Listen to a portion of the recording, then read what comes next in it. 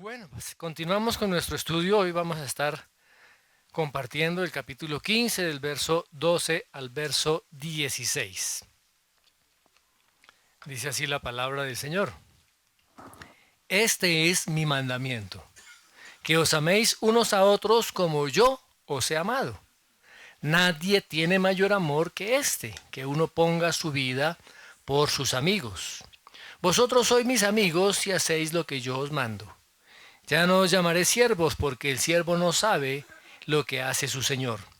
Pero os he llamado amigos, porque todas las cosas que oí de mi Padre os las he dado a conocer. No me elegisteis vosotros a mí, sino que yo os elegí a vosotros, y os he puesto para que vayáis y llevéis fruto, y vuestro fruto permanezca, para que todo lo que pidiereis al Padre en mi nombre, Él os lo dé. Vivimos actualmente, mis hermanos, en un mundo que está lleno de relativismo. Todo es relativo. Cada uno tiene su propio pensamiento, cada uno tiene sus propias ideas, cada uno piensa de determinados temas como quiere, pensando o creyendo que ese tipo de pensamiento o ese tipo de posiciones son la verdad. Todo es relativo. Pero resulta que la Biblia es única en cuanto a claridad, en cuanto a autoridad. La Biblia no nos pinta cuadros grises. La Biblia habla si es blanco o si es negro. De tal manera que la Biblia, la palabra de Dios, es absoluta, es definitiva, provocativa. Es la palabra de Dios. No le preocupa estar en una posición política correcta. La Biblia enfrenta a las personas con su propia realidad y con su propia condición. De tal manera que la palabra hace una fuerte comparación o una fuerte confrontación entre las personas que realmente son salvos y las personas que no, aquellos que están perdidos. Habla acerca de los que están con Jesús y aquellos que son enemigos de Jesús. Habla de aquellos que están en el mundo y aquellos que no están en el mundo. Habla de quiénes son verdaderamente los hijos de Dios y también quiénes son los hijos del diablo. Habla de quiénes son los que pertenecen al reino de su amado Hijo. Y habla también de aquellos que pertenecen al reino satánico, al reino de la oscuridad, al reino de las tinieblas. En este texto, el Señor Jesucristo introduce otra idea muy clara u otro aspecto también bastante contrastante entre quiénes son realmente sus amigos y quiénes son los amigos del mundo. Resulta que la relación y la amistad con el Señor Jesucristo nos lleva a una relación íntima con Dios. Y como vimos la vez pasada, esa relación produce en el cristiano un gozo inefable y glorioso.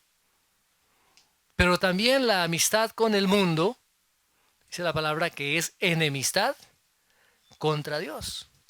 Y el apóstol Santiago dice ya en el capítulo 4 de su carta, versículo 4 también, que el que quiere ser amigo del mundo se constituye en enemigo de Dios. Y es objeto de la ira de Dios. A veces no se quiere hablar de la ira de Dios, pero la palabra de Dios dice eso. ¿Sí? Todos aquellos que son enemigos de Dios están bajo la ira de Dios. Ahora, la Biblia da muchísimos nombres y títulos a quienes realmente conocen al Señor, a quienes son eh, amados de Jesucristo y quienes aman al Señor Jesucristo. Veamos algunos de esos términos. Creyentes, amados de Dios, hermanos amados, llamados, hijos de Dios, hijos de la promesa, hijos de luz, hijos de resurrección, cristianos, discípulos, escogidos, piadosos, herederos de Dios, herederos según la promesa, herederos de la salvación, luminares del mundo, justos, miembros del cuerpo de Cristo, piedras vivas, linaje escogido, real sacerdocio, nación santa, pueblo adquirido por Dios, sal de la tierra, esclavos de Cristo, instrumentos de honra, vasos de misericordia, santos. Fíjense la cantidad de términos que utiliza la palabra para dirigirse verdaderamente al discípulo del Señor Jesucristo. Pero aquí hay un término que capta con un aspecto único de la relación que tiene que haber con el Señor.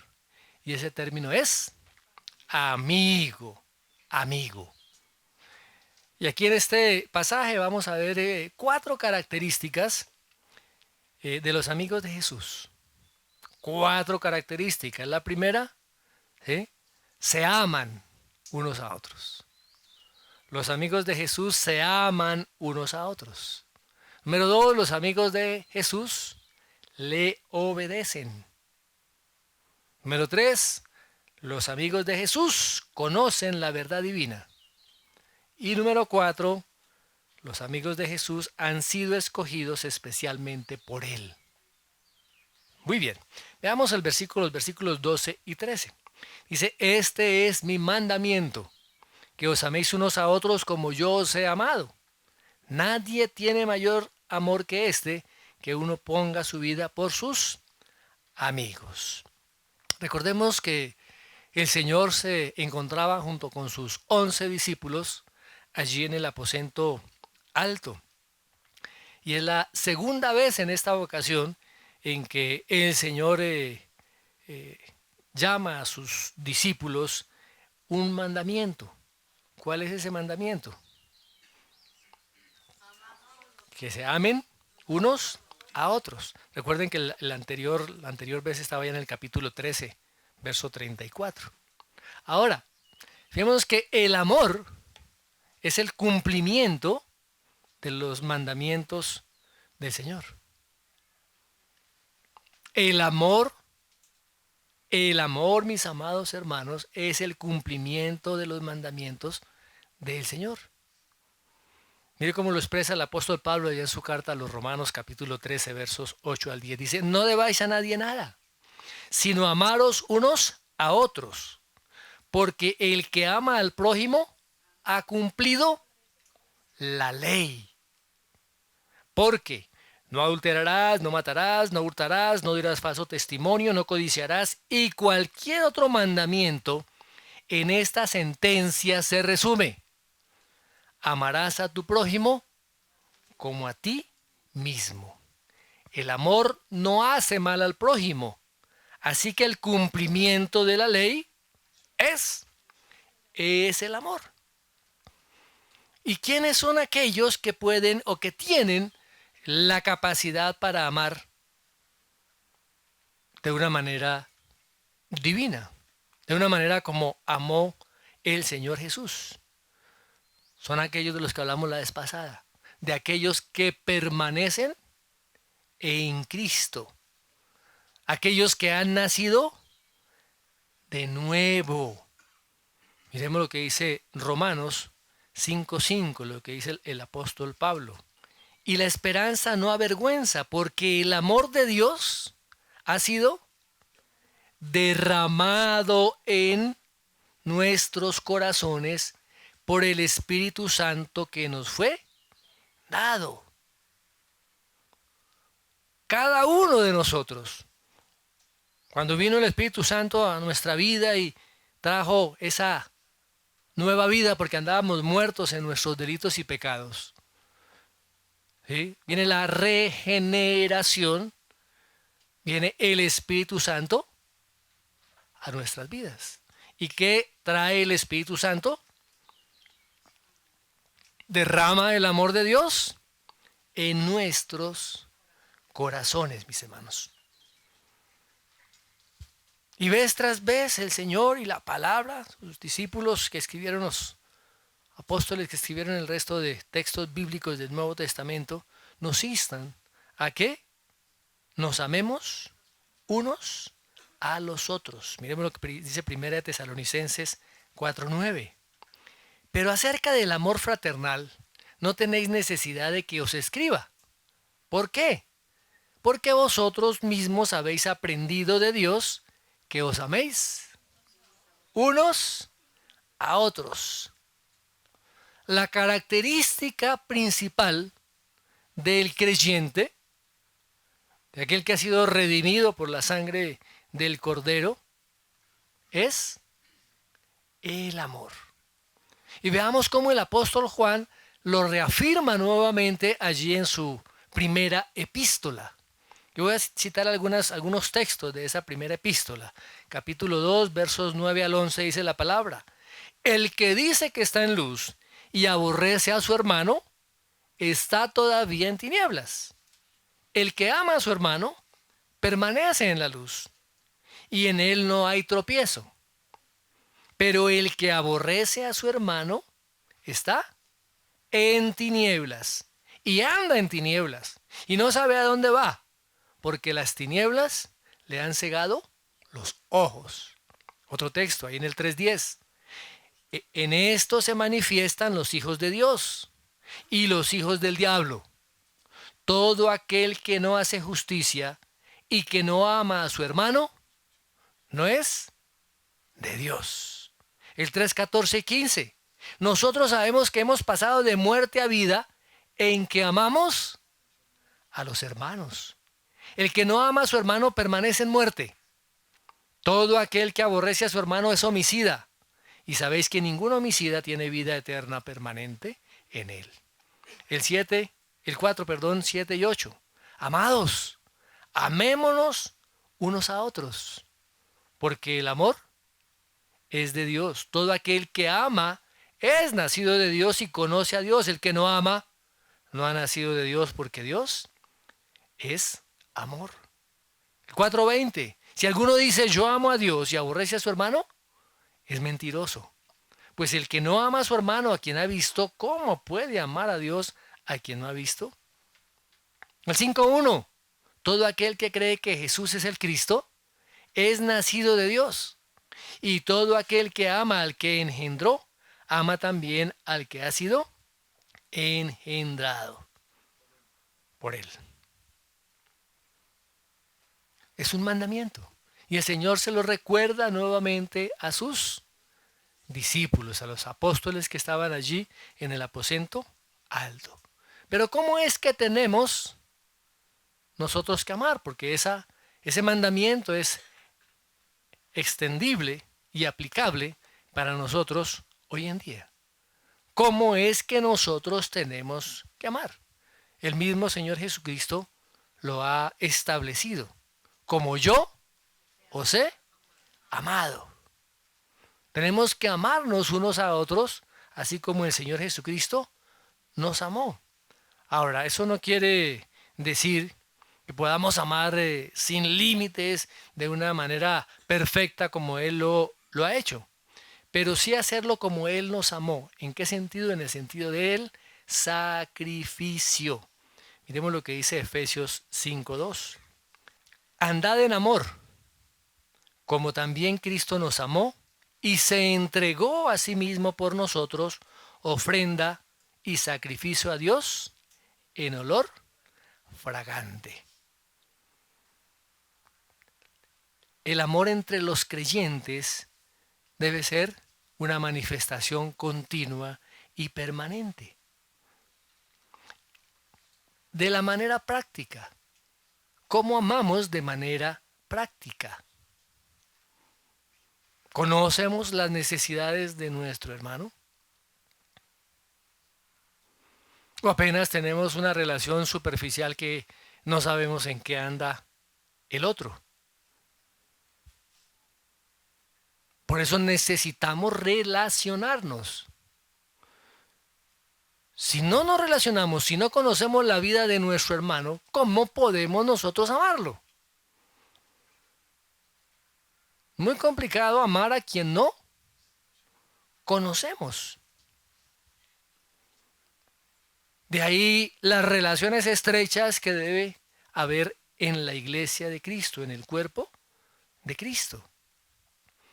Porque ¿cuál es el mayor sermón o la mayor predicación que nosotros podemos hacer como iglesia? Es el amor al prójimo. Veamos cómo lo menciona ya el apóstol Juan en el capítulo 13. Juan capítulo 13, verso 35. En esto conocerán todos que soy mis discípulos, en que todos los domingos pasan a juiciosos a las 9:30 para reunión. En esto conocerán todos que sois mis discípulos, si tuvierais amor los unos con los otros. Mis hermanos, la muerte del Señor Jesucristo estaba a unas cuantas horas. Y Él lo manifiesta, dice, nadie tiene mayor amor que este, que uno ponga su vida por sus amigos. O sea que el Señor Jesucristo no murió por sí mismo. Él murió por nosotros. ¿Qué dice Romanos? Miremos Romanos 5, 6 al 8. Dice, porque Cristo, cuando aún éramos débiles, a su tiempo murió por los impíos. Ciertamente, apenas morirá alguno por un justo, con todo pudiera ser que alguno osara morir por el bueno. Mas Dios muestra su amor para con nosotros, en que siendo aún pecadores, Cristo murió por nosotros. Wow. El amor de Cristo expresado a través de su sacrificio en la cruz. El amor de Dios manifestado a través de su Hijo hacia cada uno de nosotros. Y el apóstol Pablo lo manifiesta ya en 2 Corintios 5:21. Dice, al que no conoció pecado, por nosotros lo hizo pecado. ¿Para qué? Para que nosotros fuésemos hechos justicia de Dios en Cristo, en Él. Qué amor tan grande, mis amados hermanos. Qué amor tan grande que el Señor Jesucristo manifestó por nosotros. Ahora, ¿cómo debe ser esa manifestación de ese amor hacia nuestro prójimo? ¿Qué tenemos que hacer nosotros como creyentes, como hijos de Dios? ¿Ha dado su vida por alguien? Si hubiera dado su vida por alguien, no estaría aquí ni estaría escuchando esta palabra. ¿Pero qué dice Primera de Juan 3:16? En esto hemos conocido el amor, en que Él puso su vida por nosotros. También nosotros debemos poner nuestras vidas por los hermanos. Pero ¿cómo se manifiesta eso? ¿Cuáles son las implicaciones prácticas de este mandamiento? ¿Qué tenemos nosotros que hacer? Darle un abrazo al hermano, decirle, hermano, abrazo, hermano, te amo en el amor del Señor. Y pasó. ¿Qué tenemos que hacer? Miremos lo que dice el verso 17 y el verso 18 de ese mismo texto. Pero el que tiene bienes de este mundo y ve a su hermano tener necesidad y cierra contra él su corazón, ¿cómo mora el amor de Dios en él? Hijitos, no amemos de palabra ni de lengua, sino de hecho y en verdad. Eso nos está indicando que tenemos que nosotros conocer las necesidades que hay en nuestro prójimo. Y en la medida de nuestras capacidades poder ayudar a suplir esas necesidades. O sea, el amor debe ser algo práctico, no debe ser algo teórico. El amor se debe manifestar en medio de nosotros. Y a través de ese amor que nos manifestamos los unos a los otros, es que el mundo va a conocer quién es Cristo. Amén. Muy bien. El segundo aspecto. Todos aquellos que son amigos del Señor Jesucristo, le obedecen. Miremos el versículo 14. Dice, vosotros sois mis amigos si hacéis lo que yo os mando. ¿Qué es el pecado? El pecado en esencia pues es la rebelión en contra de Dios. Recordemos allá en la primera carta de Samuel, capítulo 15, miremos. ¿Recuerdan cuando Samuel tiene que reprender a Saúl, al rey Saúl, porque Saúl se le antojó hacer su propia voluntad y no lo que Dios le había ordenado que hiciera? Y el profeta Samuel le dice esto al rey. Verso 22. Y Samuel le dijo, ¿se complace Jehová tanto en los holocaustos y víctimas como en que se obedezca a las palabras de Jehová? Ciertamente, el obedecer es mejor que los sacrificios y el prestar atención que la grosura de los carneros. Mis amados, ¿estamos atentos? ¿Estamos prestando atención a la palabra del Señor para obedecer? Y mire qué sigue diciendo la palabra. Porque como pecado de adivinación, no, ¿qué tal meternos nosotros con un adivino, con un brujo? Pero mire cómo está comparándolo él. Porque como pecado de adivinación es la rebelión. Y como ídolos e idolatría la obstinación. O sea, el ser tercos, el ser arrogantes. Por cuanto tú desechaste la palabra de Jehová, Él también te ha desechado para que no seas rey. Tremendo, mis amados hermanos. Todos aquellos que decimos amar al Señor, tenemos que obedecerlo. El ser cristiano implica necesariamente la obediencia a la palabra de Dios, al Evangelio. Aquel que vive en pecado está en rebelión contra Dios y se constituye en enemigo de Dios.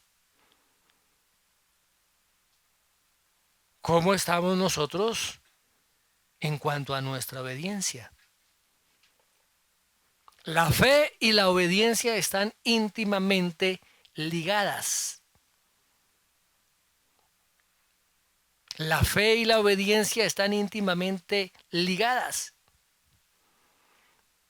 Cuando nos convertimos, cuando el Espíritu Santo ha hecho la obra en nuestros corazones, ¿sí? ¿En qué posición estábamos? Éramos esclavos. ¿Esclavos de quién? Del pecado. Pero ahora cuando nuestras vidas son avivados nuestro espíritu, tenemos una vida nueva, ¿ahora en qué nos convertimos? En siervos del Señor que son obedientes a su palabra. Miremos lo que dice Romanos 6:17. Pero gracias a Dios que aunque erais esclavos del pecado, habéis obedecido de corazón a aquella forma de doctrina a la cual fuisteis entregados. Wow. Ya no somos más esclavos del pecado. Ahora nuestro corazón ha sido transformado ¿para qué? ¿Para qué? Para ser obedientes de todo corazón. Tenemos que ser obedientes. Busquemos un texto allí en 2 de Tesalonicenses. En llama de fuego para dar retribución a los que no conocieron a Dios ni obedecen el evangelio de nuestro Señor Jesucristo, los cuales sufrirán pena de eterna perdición, excluidos de la presencia del Señor y de la gloria de su poder. ¿Quiénes son aquellos, mis amados hermanos, que van a llevar este juicio? ¿Cuál juicio? ¿Cuál juicio? Excluidos de la presencia del Señor, excluidos de la gloria de su poder. ¿Quiénes son? Aquellos que no obedecen el evangelio de nuestro Señor Jesucristo. Él lo dice claramente en el versículo 8. Otro texto, primera de Pedro 4:17. Porque es tiempo de que el juicio comience por la casa de Dios. Y si primero comienza por nosotros, ¿cuál será el fin de aquellos que no obedecen a qué? Al evangelio de Dios. Mis amados hermanos, ¿conocemos el evangelio? ¿Conocemos las buenas noticias que el Señor ha venido a traer? Si conocemos el evangelio, las buenas noticias, es porque hemos también conocido las malas noticias. Y frente a esas malas noticias, estábamos realmente sin esperanza en este mundo, bajo condenación eterna y destinados al infierno. Pero precisamente las buenas noticias, el evangelio del Señor Jesucristo, nos llega, ilumina nuestro entendimiento, transforma nuestros corazones para tener corazones obedientes, obedientes a la palabra, al evangelio. En muchas ocasiones hemos leído el capítulo 11 de Hebreos, ¿no? ¿Recuerdan qué título tiene? Los héroes de la fe, ¿cierto? ¿Y cómo estos hombres demostraron su fe? A través de la obediencia, mis amados hermanos. O sea que la obediencia está ligada a la fe. ¿A cuál fe? A la fe que salva. A la fe que salva. Primera de Pedro 1:1 y 2. Pedro, apóstol de Jesucristo, a los expatriados de la dispersión en el Ponto, Galacia, Capadocia, Asia y Bitinia, elegidos según la presciencia de Dios Padre. ¿Para qué? En Dios Padre, en santificación del Espíritu para obedecer. Hemos sido nosotros elegidos en santificación del Espíritu Santo. ¿Para qué? Para obedecer y ser rociados con la sangre de Jesucristo. Otro texto. Vayamos a Juan. Juan 3. El que cree en el Hijo tiene vida eterna. Pero el que rehúsa creer en el Hijo no verá la vida, sino que la ira de Dios está sobre él. Mis amados, ¿sobre quién está la ira de Dios? Todos aquellos que han rehusado creer en la obra del Señor Jesucristo en la cruz. ¿Qué pasa con el que cree? Dice que tiene vida eterna. Ustedes recuerdan también cuando el Señor Jesucristo estaba reunido allí con un grupo y llegan a decirle, mira, tu madre y tus hermanos están allá afuera. Y él dice, ¿quiénes son mi madre y mis hermanos? Dice, son aquellos que hacen la voluntad de Dios. Este es mi hermano, este es mi hermana y mi padre. En el diccionario hay esta explicación con respecto a la relación que hay entre la obediencia y la fe, el confiar en Dios. Dice, obedecer y confiar tienen una estrecha relación etimológica. La diferencia de significado es lo que primero implica la obediencia producida por el confiar, el creer. En Hebreos 3, del 18 al 19, donde se dice que la desobediencia de los israelitas era evidencia de la incredulidad de ellos, cuando una persona obedece a Dios, da con ello la única evidencia posible de que en su corazón cree en Dios. Vuelvo y repito. Cuando una persona obedece a Dios, da con ello la única evidencia posible de que en su corazón cree en Dios. Obedecer en el Nuevo Testamento sugiere un resultado real y externo de la persuasión interna y de la fe que sigue esta persuasión. O sea, no se trata simplemente de decir, yo creo. Sino se trata de obedecer la palabra. Obedecer la palabra. Ahora, esto no significa que a través de la obediencia nosotros seamos salvos o a través de la obediencia nosotros ganemos la salvación. Recordemos que la salvación viene únicamente por gracia, por medio de la fe, como decía ya el apóstol Pablo a los Efesios, no por obras, para que nadie se gloríe. Dice que Dios nos salvó no por obras de justicia que nosotros hubiéramos hecho, sino por su misericordia, por el lavamiento, de la regeneración y por la renovación en el Espíritu Santo. Se le dice ya a Timoteo en el capítulo 3, verso 5. Ahora, pero esa relación, mis hermanos, que hay entre la fe y la obediencia es determinante.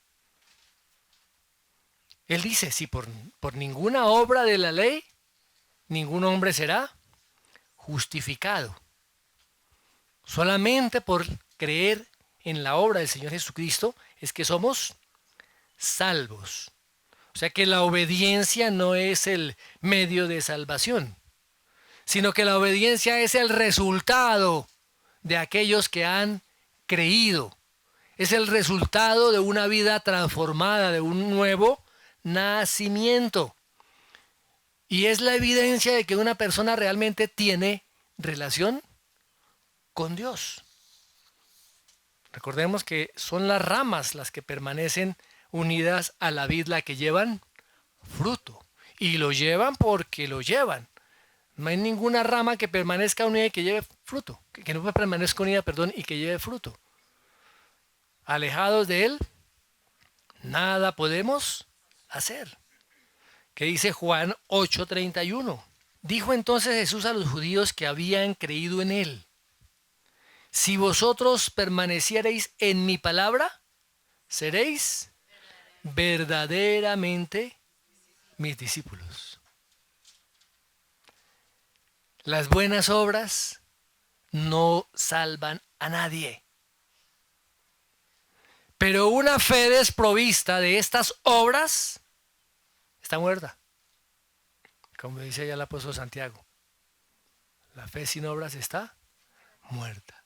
Las obras son la evidencia de que nosotros hemos nacido de nuevo, que hemos creído en la obra del Señor Jesucristo. Muy bien, número 3, verso 15. Dice, ya no os llamaré siervos, porque el siervo no sabe lo que hace su Señor. Pero os he llamado amigos, porque todas las cosas que oí de mi Padre os las he dado a conocer. Todos aquellos que son amigos de Jesús conocen la verdad divina, la verdad de Dios. Aquí el término que se utiliza como esclavos en la cultura judía no tiene tantas connotaciones negativas como las que tenemos hoy en día. En el Antiguo Testamento se llamó esclavos de Dios a hombres como Moisés, a Caleb, a Josué, a Job, a David, a Isaías, incluso al mismo Mesías. Y en el Nuevo Testamento hombres como Pablo, Santiago, Pedro, Judas, Juan, también se llamaron o se autodenominaron a sí mismos como esclavos, que es una palabra griega que es doulos, esclavos. ¿Eh? Y en contraposición a esa palabra está la palabra curios. Curios era el señor, el dueño de esos esclavos. Y el doulos eran los esclavos. Y en la palabra se utilizan muchos términos como siervo o sirviente para este término de esclavos. Ahora, ¿qué era un esclavo? Era una persona que era comprada por un precio. Esta persona tenía pues que someterse a su señor, hacer la voluntad de su señor. ¿Eh? Pero su señor lo cubría, lo protegía. El señor le daba lo que ese siervo necesitaba. Era sustentado y era protegido por el curios, el amo, el siervo.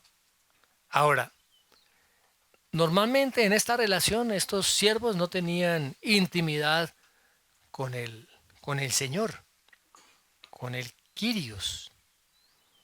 O sea que normalmente, como dice el Señor Jesucristo, el esclavo no sabe lo que hace su Señor. No se conoce cuáles son los planes del Señor. ¿Qué hacían los esclavos?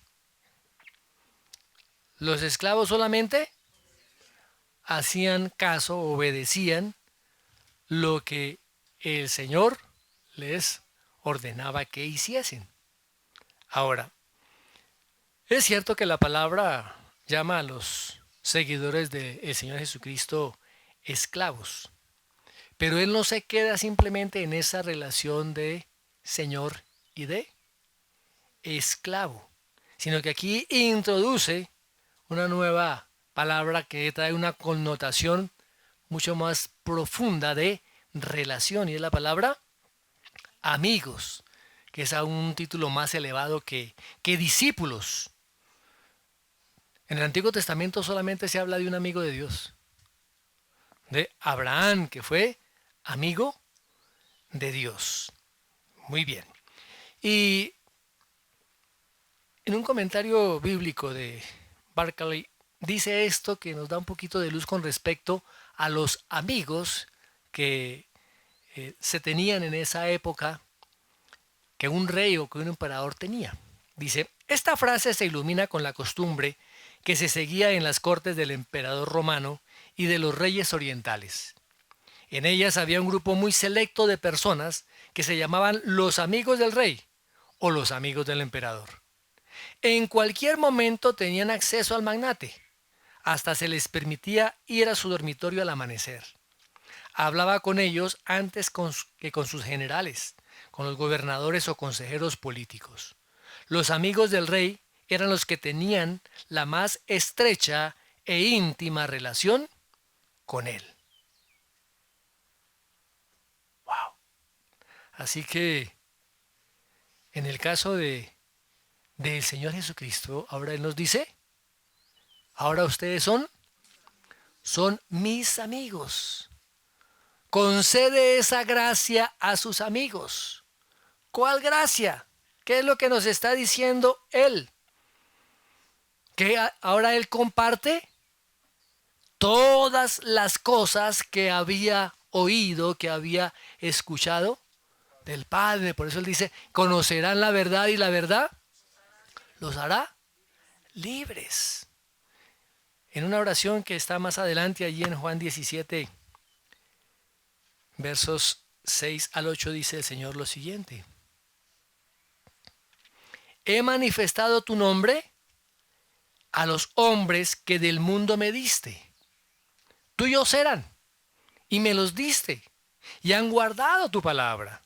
Ahora han conocido que todas las cosas que me has dado proceden de ti, porque las palabras que me diste, les he dado, y ellos las recibieron, y han conocido verdaderamente que salí de ti, y han creído que tú me enviaste. Recuerden que los discípulos le hacen una pregunta al Señor Jesús, mire, ¿por qué a las multitudes les hablas por parábolas? ¿Y qué le responde Él?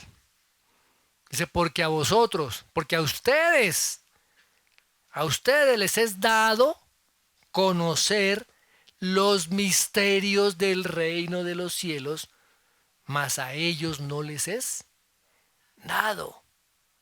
¡Wow! Qué enorme privilegio que tenemos nosotros como amigos del Señor Jesucristo. Veamos un texto allí en Lucas, capítulo 10. Lucas 10, 23 y 24. Dice, volviéndose a los discípulos, les dijo aparte, bienaventurados los ojos que ven lo que vosotros veis. Porque os digo que muchos profetas y reyes desearon ver lo que vosotros veis y no lo vieron, y oír lo que oís y no lo oyeron. ¡Wow! Bueno, pero ¿qué es eso? Dice que la Biblia habla de misterios. Vayamos a Romanos y vemos Romanos 16, versos 25 y 26. Dice, y al que puede confirmaros según mi evangelio y la predicación de Jesucristo, según la revelación del misterio que se ha mantenido oculto desde tiempos eternos. Misterio. ¿A quién le gustan las películas de misterio? De misterio. ¿Ah? Misterio. Misterio. Pero que ha sido manifestado ahora. ¿Qué fue manifestado ahora? El misterio. El misterio fue manifestado ahora. Y que por las escrituras de los profetas, según el mandamiento del Dios eterno, se ha dado a conocer a todas las gentes para que obedezcan a la fe. ¡Wow! ¡Qué misterio, mis amados! El misterio que estaba oculto desde tiempos eternos ahora nos ha sido dado a conocer. ¿Qué significa la palabra misterio? Algo que había estado oculto en el pasado, ¿cierto? Pero que ahora es revelado por el Señor Jesucristo a sus apóstoles. Y a través de ellos a cada uno de nosotros los creyentes. ¿Y dónde encontramos la revelación de ese y de esos misterios? Esos misterios que habían estado allá ocultos en el Antiguo Testamento. ¿Dónde los encontramos ahora revelados? En el Nuevo Testamento. El Nuevo Testamento nos revela los misterios del reino de Dios. El Nuevo Testamento nos revela por qué Israel fue endurecido. El Nuevo Testamento nos revela el misterio del Evangelio, el misterio del arrebatamiento, el misterio de la voluntad de Dios, el misterio de cómo judíos y gentiles son ahora un solo cuerpo en Cristo, el misterio de la unión de Cristo y la iglesia, el misterio según el cual el Mesías, el Dios, sería encarnado, el misterio de la iniquidad también, mis amados hermanos, que se revelará totalmente a través del anticristo. El misterio de la fe, el misterio de la piedad. Ahora, ¿conocemos todos estos misterios ya revelados? ¿O no tenemos ni idea? Porque es que si no estudiamos las Escrituras, pues hermanos, no. ¿Cómo vamos a saber qué pasó con el misterio si no vemos hasta el final de la película? A mí siempre me pasa algo particular, que cuando nos ponemos a ver una película con mi esposa, yo veo todo el principio ya y como por la mitad me duermo, y ya faltando unos 10 minutos me despierto para mirar y me tengo que preguntar, ¿y qué pasó? ¿Y qué pasó? No, no le voy a contar nada, ¿para qué se duerme? Quedo en vilo, no sé qué pasó, entonces no sé si el asesino fue el mayordomo. ¿Mm? Por eso nos toca estar atentos. De igual manera a la palabra del Señor. El Nuevo Testamento nos revela todos estos misterios que habían estado ocultos desde la eternidad. Y que ahora, a través de la obra del Señor Jesucristo y del testimonio del Espíritu Santo de nuestra vida, nos son revelados.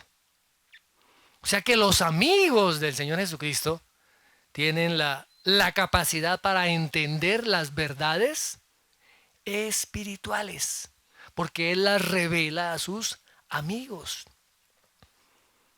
Y a los que no son amigos, permanecen en tinieblas. Miremos un texto allá en Primera de Corintios 2, versos 12 al 16. Y nosotros no hemos recibido el espíritu del mundo, sino el espíritu que proviene de Dios. ¿Para qué? Para saber, para que sepamos lo que Dios nos ha concedido, lo cual también hablamos, no con palabras enseñadas por sabiduría humana, sino con las que enseña el Espíritu, acomodando lo espiritual a lo espiritual. Pero ¿qué pasa con el que no es amigo? Pero el hombre natural no percibe las cosas que son del Espíritu de Dios, porque para él son locura, y no las puede entender porque se han de discernir espiritualmente. En cambio, el Espíritu juzga todas las cosas, pero él no es juzgado de nadie. Porque ¿quién conoció la mente del Señor? ¿Quién le instruirá? Mas nosotros, wow, ¿tenemos qué? Wow. La mente de Cristo. Todo aquel que ha nacido de nuevo y se ha convertido en amigo del Señor Jesús, tiene la mente de Cristo. Y todos esos misterios han sido revelados y manifestados a través de lo que Él hizo en la cruz del Calvario. Todas aquellas profecías que no se entendían, todos aquellos tipos, todas aquellas cosas de las cuales se hablaban en el Antiguo Testamento, son ahora manifestadas claramente a través de lo que el Señor Jesucristo vino, dijo e hizo.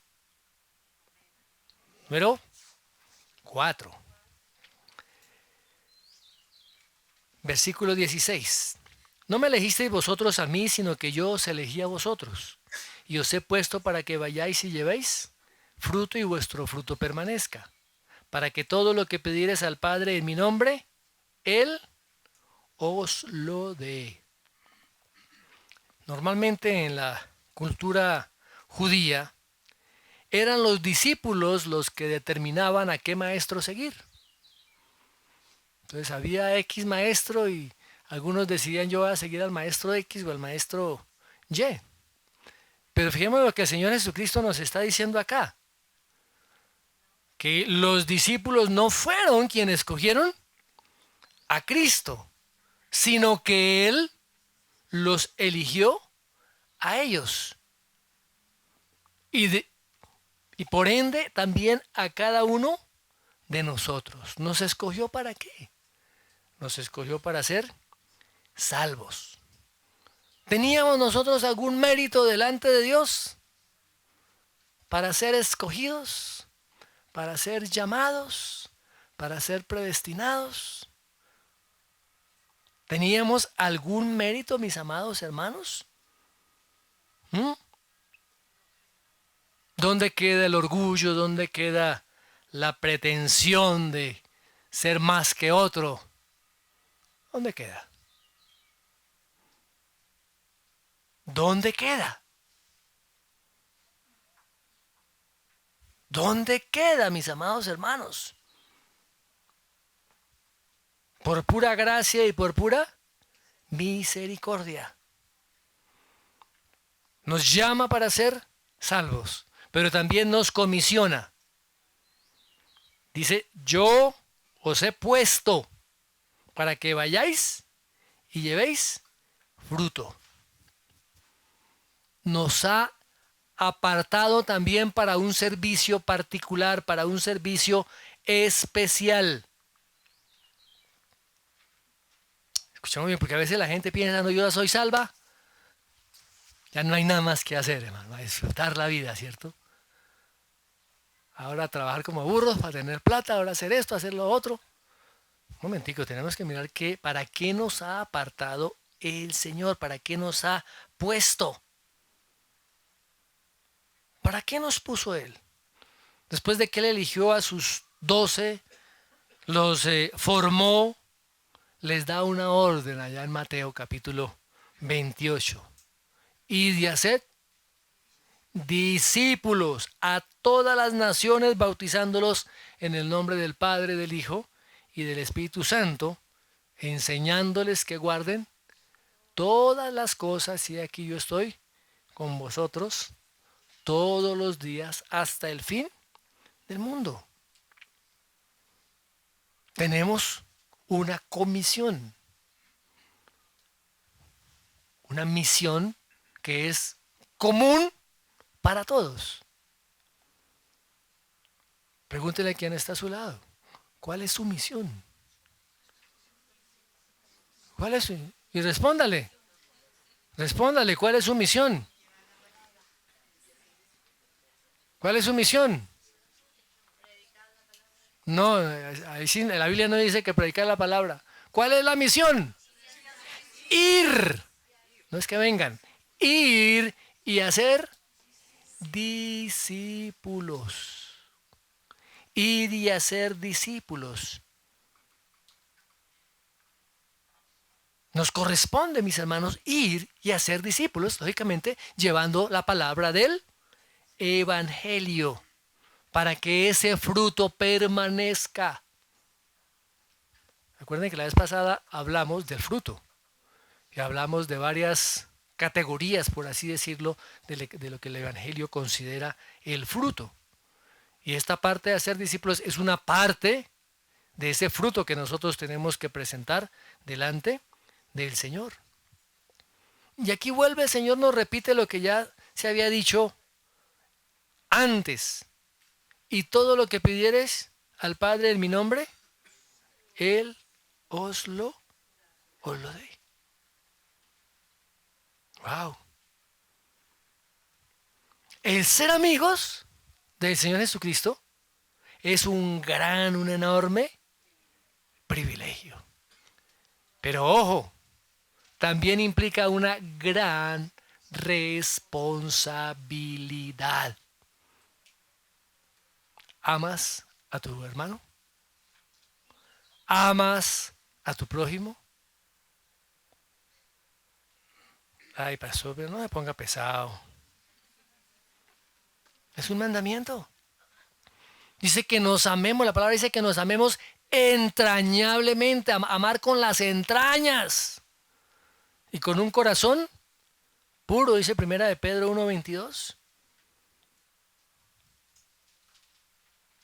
Eso es parte de la manifestación de esa amistad con Jesús. Mi hermano, ¿qué tanto usted anhela conocer esas verdades divinas? ¿Usted es de los que estudia la palabra? ¿De los que medita en la palabra? ¿De los que le pregunta al Señor, Señor, ¿y esto aquí cómo es? Muéstrame, abre mi entendimiento. ¿Estudia la palabra con diligencia?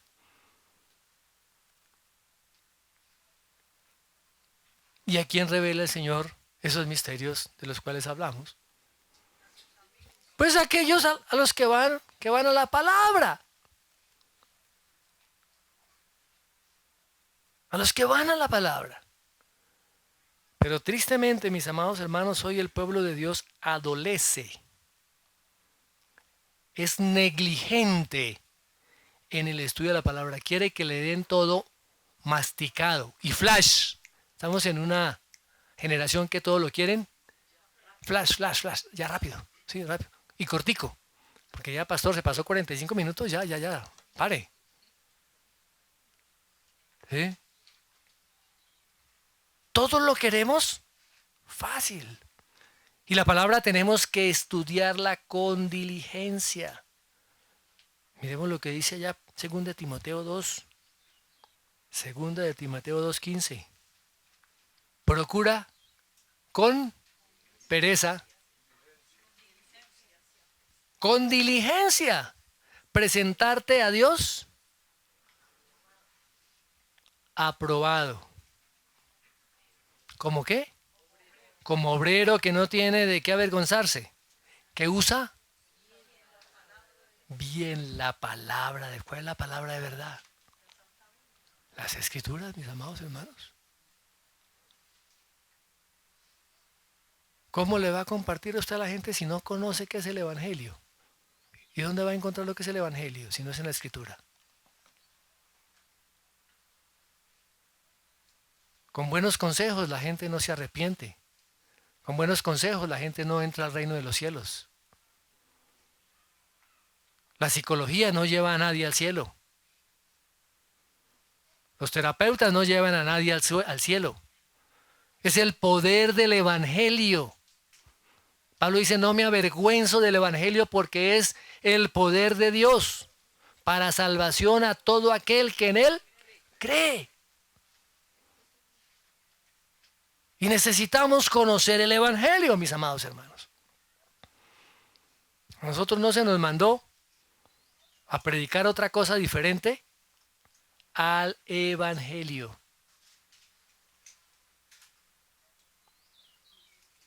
Oye, escucha uno desde los púlpitos muchos consejos psicológicos. Escucha uno mucho acerca de crecimiento personal. Escucha uno mucho de cómo enriquecerse y crecer a través de las bendiciones supuestamente que Dios da. A nosotros no nos mandó a predicar eso déjelo para los influencers y para todos aquellos que no conocen a Dios. A nosotros como cristianos se nos mandó a predicar el Evangelio del reino de los cielos. Y como consecuencia de ese Evangelio, que llevemos fruto. ¿Y qué tenemos que hacer cuando llevemos fruto? Permitir que el Padre comience también a podarnos. ¿Para qué? Para que llevemos más fruto. Y el Señor dice, y todo lo que pidan a mi Padre en mi nombre, Él se lo va a dar. Oraciones eficaces, oraciones continuas, permanentes, sin cesar.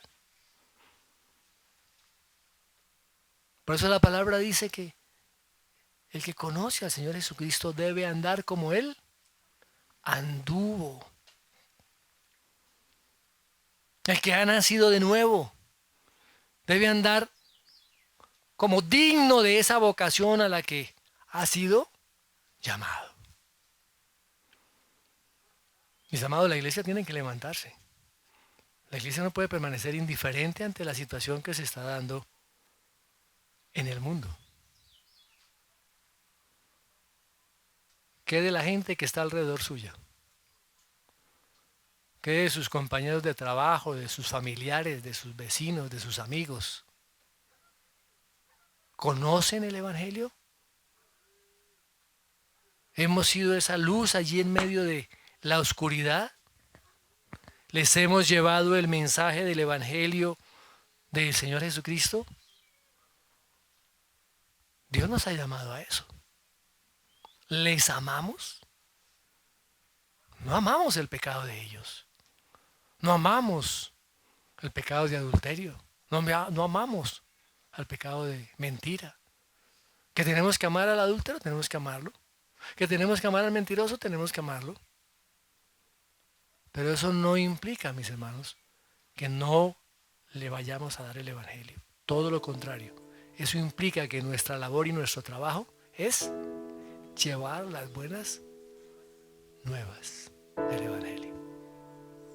Esa es la manifestación de que realmente amamos al Señor. Obedecer. La obediencia a la gran comisión, la obediencia al amarnos unos a otros, la obediencia a buscar su palabra. Eso es el Evangelio de Cristo. Amén. Señor, te damos gracias por tu palabra, Señor. Gracias porque el amor tuyo ha sido derramado, Señor, en nuestros corazones. Que cada día podamos realmente manifestar ese amor, Señor, a nuestros hermanos. Que podamos ser sensibles a las necesidades que otros están viviendo, para que podamos nosotros ser instrumentos de bendición y aliviar, Señor, esas necesidades que hay en los demás. De igual manera, ese deseo profundo por buscar tu presencia al abrir las páginas de la Escritura, que sea un anhelo, un deseo permanente y continuo, para que todo aquello, Señor, que está allí sea puesto en práctica por cada uno de nosotros. Y te agradecemos, Señor, porque tú nos has escogido y nos has llamado. No ha sido por causa nuestra, ha sido por tu preciosa voluntad. Gracias, Padre, en el nombre de Jesús. Amén.